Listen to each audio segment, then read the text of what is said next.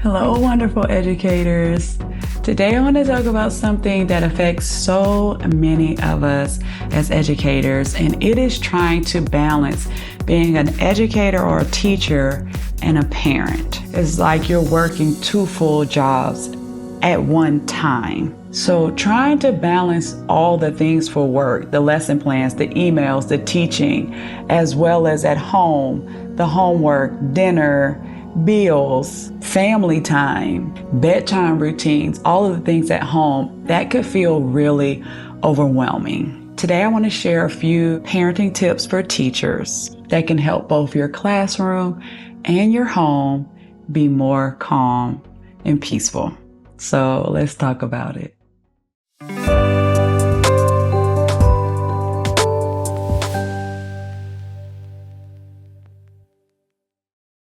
Well, hello, it's J.O. Waters, your Oasis mentor here, and welcome to Oasis for Teachers. It's a place all about overcoming teacher burnout through self-care strategies. And we focus on 5 different areas of wellness to help you overcome that burnout. We talk about your body, mind, spirit, finances, and relationships. So for more resources, go to oasisedservices.com. Don't forget to like and subscribe to this channel.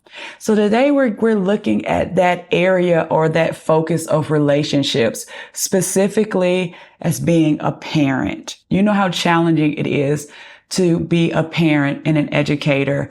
It is extremely challenging. Honestly, at work, in my classroom, I feel like I'm a parent to 20 different children. I feel like during the day, I am a parent to them. Literally, we are spending more time with their children than they are. And so we're parents at school, we're parents at home. How do we navigate that? I want to go back and just talk a little bit about myself and my journey in parenting and what that looks like. And y'all, parent guilt, the mother guilt is real, and I'm not a perfect parent. Absolutely love my children. I have 4. I will show the picture on the screen of my lovely 4, who they are now 21, 22, 24, and 26. And I am at a different phase of parenting and teaching. Technically, it's an empty nest where they're swooping in and out. My 2 boys are definitely on their own. They're older and they have moved out. My daughters, my 2 youngest girls, one goes to Alabama State, one goes to Valdosta State, and they are both graduating in December. More than likely, they will flock back in the nest. But during the school year, they're coming home in and out. So at one time, I had a newborn, a 1-year-old, a 2-year-old, and a 4-year-old. And I started to homeschool my children at that time. As my children began to get a little bit older, not only was I homeschooling them, but I started working in daycares. I started doing after school programs. I was doing summer camps. I was able to bring them with me.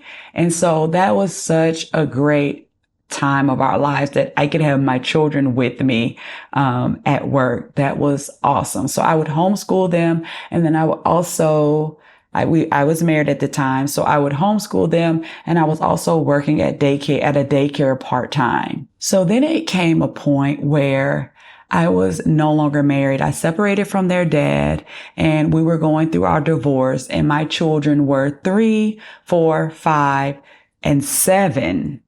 And I was now a single parent. I got a job as a director of a childcare network. And so now I'm a director of a childcare center. I have 4 children in elementary school. I could no longer homeschool them because it was too much trying to do both. And so I put them in public school. And so now I am parenting children who are all in elementary school, and I am running a daycare center, and trying to balance that was a challenge. I then went into eventually teaching in private schools, then teaching in public schools.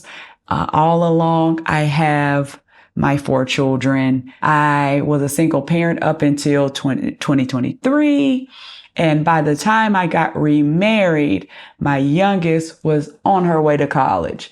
So I am now in the parenting stage of empty nesting. But guess what? I understand what it is like to try to balance teaching and parenting. Because, wow, when I think about it, I've been married and teaching. I've been a single parent and teaching. I've been married and teaching. All of those with children.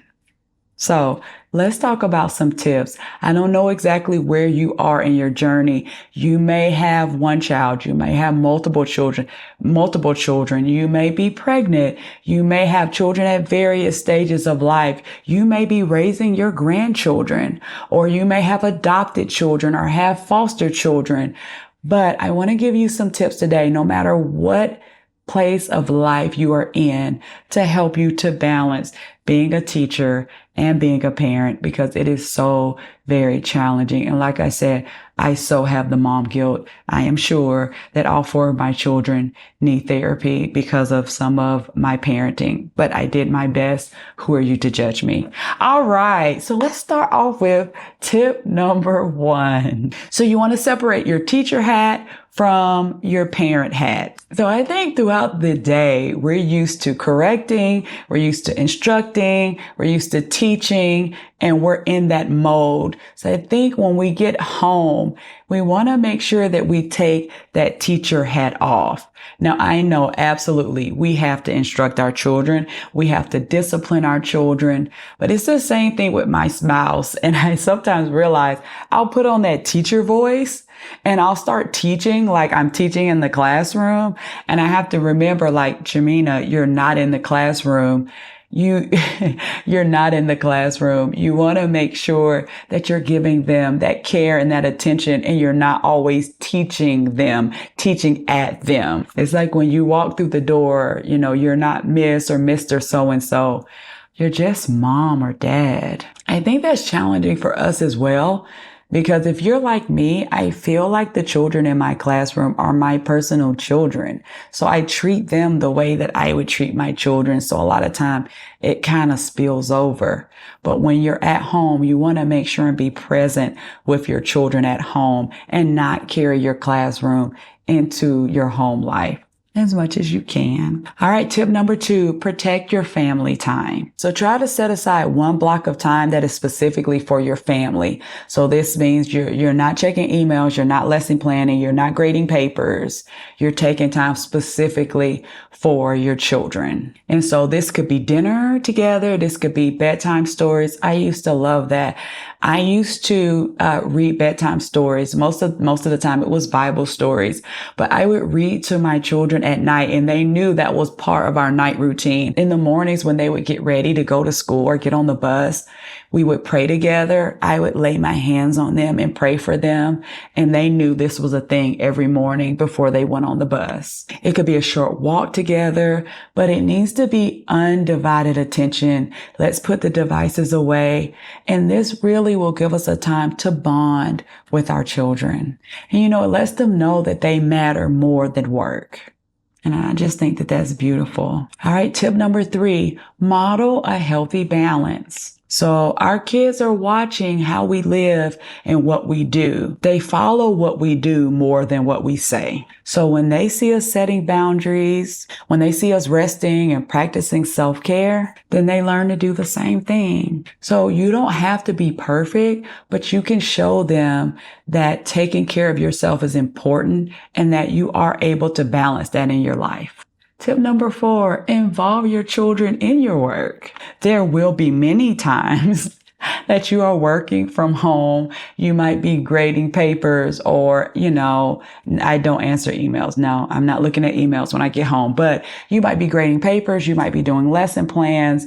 You might be preparing IEPs or certain type of paperwork. Invite your children to work alongside you so you could have a workspace. They could color, they could read, they could do their homework so that you all have that time. You're bonding. You're actually having a little work session together. So this way they're feeling included and not ignored. I've even had my children in the past, before all of the confidentiality laws, they graded papers for me. I thought that was awesome.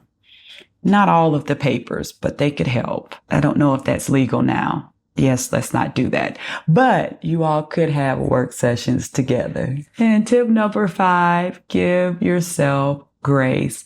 And I have to tell myself this all the time because the mom guilt is real. I remember coming home so exhausted from work that I had very little to pour into the lives of my own children. I poured into someone else's children so much that when it came to my own children, I felt like I gave them so little.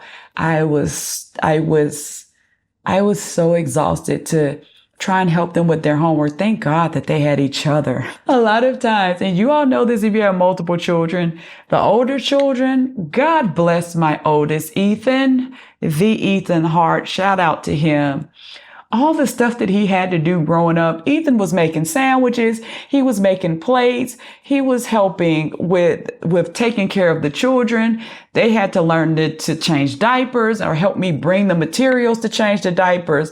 They had to make up their own beds. I taught them how to do laundry. They had a day where they washed the dishes. Sometimes they had to cook their own meals, or at least put it in the microwave because mommy's tired or mommy's working and all the things. So now as they're older, I'm like, man, I wish I would have spent more time with them. You are not going to regret grading those papers. You are not going to regret not turning in every single lesson plan on time. You are not going to regret the television shows that you watch. You're not going to regret all the reels that you saw. At the end of your life and later on in life, the only thing that you will regret is time that you did not spend with wonderful, beautiful, precious loved ones in your life.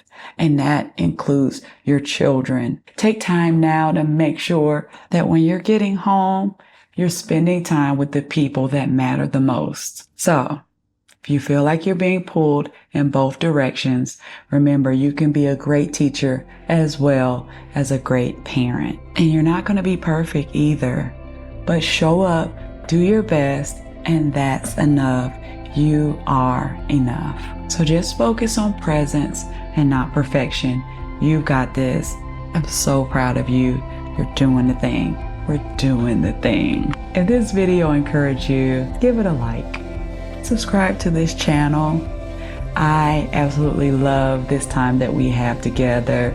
There's so much greatness in you. Go forth, be great. Share this with a parent who needs that balance. And I'll see you next time in the Oasis.